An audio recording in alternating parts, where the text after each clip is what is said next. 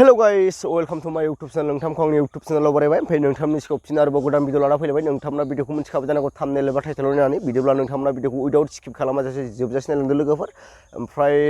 दिनै भिडिअ जाहैबाय लोगोफोर आं बे भिडिअखौ मोननाया बारा गोबाव जायाखै दे ओमफ्राय बे भिडिअखौ नायनानै मोजां मोननानै नोंथांमोनजोंबो शेयार खालामसै होननानै बे भिडिअखौ खालामनाय जाबाय ओमफ्राय नोंथांमोना बे भिडिअखौ सोरबा सोरबा नुखाबाय जानो हागौ सोरबा सोरबा नुवाखैबो जानो हागौ ओमफ्राय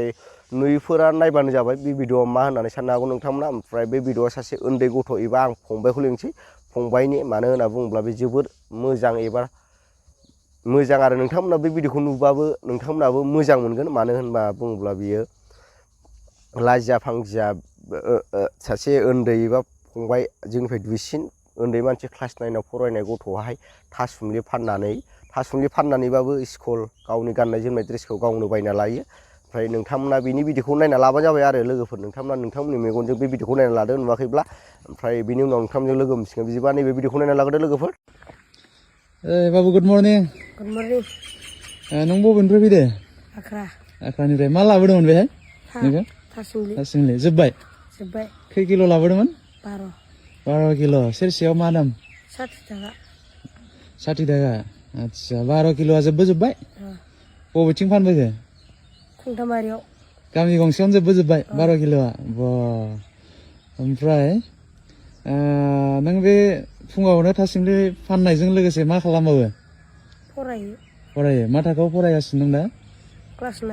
क्लास 9 आव मोनबाय मा समनिफ्राय थासुमलि फाननाय क्लास 8 आव थानाय समावनो फानदो अके बोसोरसे थासुमलि फानबाय माथो नोङो ना ओमफ्राय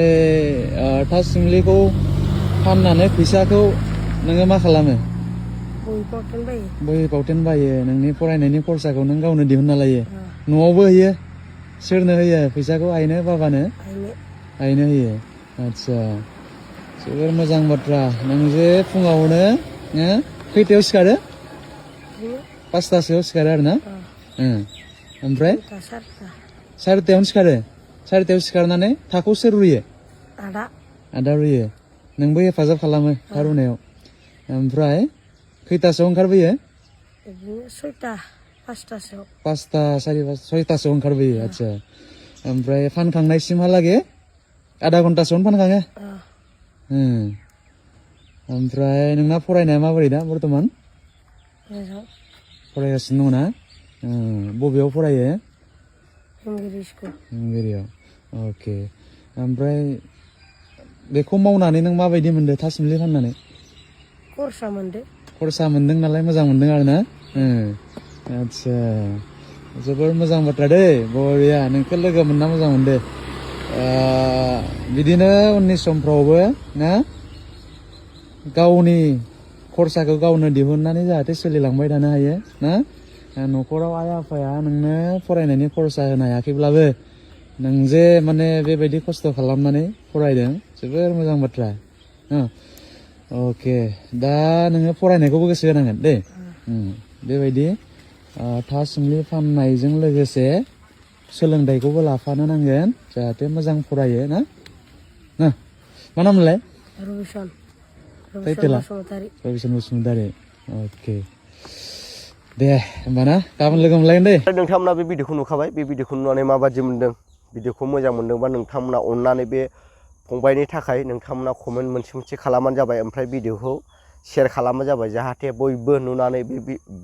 बे भिडिअखौ नुनानै जाहाथे जोंनि उन्दै गथ'फ्राबो बेखौ फल' खालामनानै एबा फल' खालामनाय बायदि ओमफ्राय मा बुंबावनो आरो आंना नोंथांमोना भिडिअआव नुखाबाय खोनाखाबायबो ओमफ्राय जाहाथे नोंथांमोनाबो बे भिडिअखौ नायनानै बे फंबायनि थाखाय अननानै लाइक शेयार खालामबानो जाबाय ओमफ्राय दिनै भिडिअ एसेनोसै लोगोफोर भिडिअखौ मोजां मोनबा लाइक शेयार साबस्क्राइब खालाम थाबाय लोगो मोनसिगोन नेक्स्ट भिडिअआव बाय